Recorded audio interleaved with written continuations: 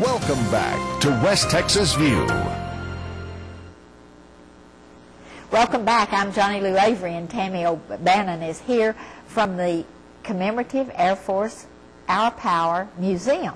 We've been talking in a series of programs about all that the CAF has to offer, and it's right here in the Permian Basin's center, and no one has an excuse not to really see this gem that we have out here.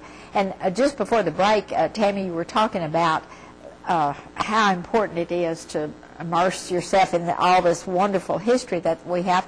But I want us to talk a little bit about the nose art, because that is fascinating. Yeah. Tell me first, what is nose art? Yeah, well, nose art is a form of folk art expression that reflects young men at war. You know, our guys in World War II were really young. Average was 18 and 19. And they were trying to personalize a very impersonal piece of machinery. It's never been done to this extent before World War II. You know, now we're in the jet age and the canvas is much smaller, so there's not much room to paint a girl on the side of your jet aircraft anymore. So our museum has the distinct privilege of preserving and displaying the largest collection of authentic World War II nose art in any museum in the world today. It's a jewel right here in West Texas. We raised $1 million about 10 years ago to build a climate-controlled facility, a conservation lab, to display it. And we love, nose art is one of my favorite things to talk about, to be quite honest. But you know, I didn't realize that the military people themselves did it. I thought they just hired some sign painter to come and paint Betty Grable on the side of a plane. It was usually the most artistically inclined of a crew. They did the best with what they had to work with. They scavenged for who knows what kind of paint from what bucket and did what they could. You know, they didn't have professional paints. It was an aluminum canvas. How do you prep that? There were a few contract artists here and there that they would swap whiskey and cigarettes to paint on their airplane for, and but it was very much a folk art expression. How interesting. And so how many pieces do we have, or pieces of nose art do we have? There's 34 pieces in the total collection, and I don't know of another collection beyond a few in anybody's museum or barn anywhere in the world. Or the Smithsonian or anywhere. The National Air and Space Museum has a couple of pieces on display, but we by far have the richest, most complete collection. For goodness sakes. And you know, that's something that you don't even think about until you see and you say, oh yeah.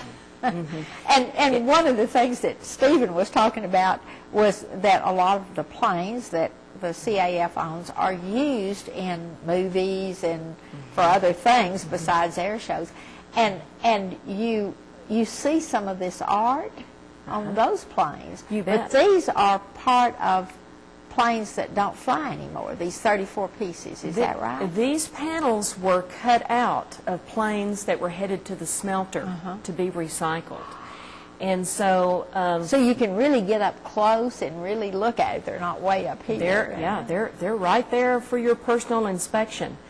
You know, a lot of people think of an airplane museum and they think they're going to only see airplanes in a hangar. But this is very much a multidisciplinary approach to an airplane museum.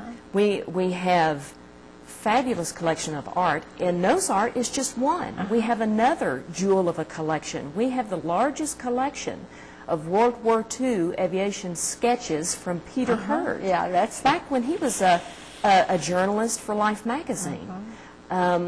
That was designed into a traveling show and is still being rented out by other museums and civic organizations traveling around the country.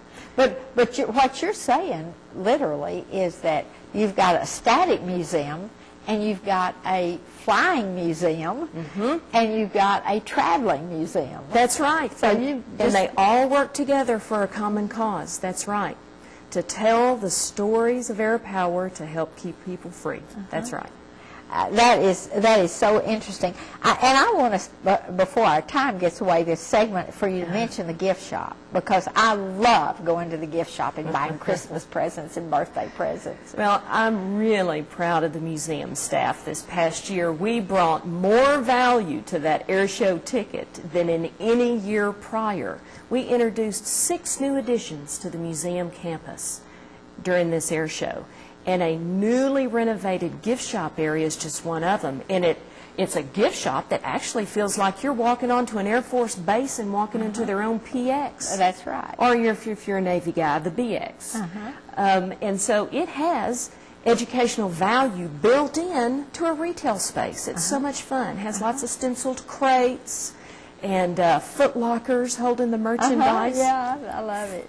Yeah. But you've got things in there that are fun gifts for everybody. You've got clothes. You've got wonderful things with the logos on them, and they're more than just that logo, but several logos. It all complements the CAF mission.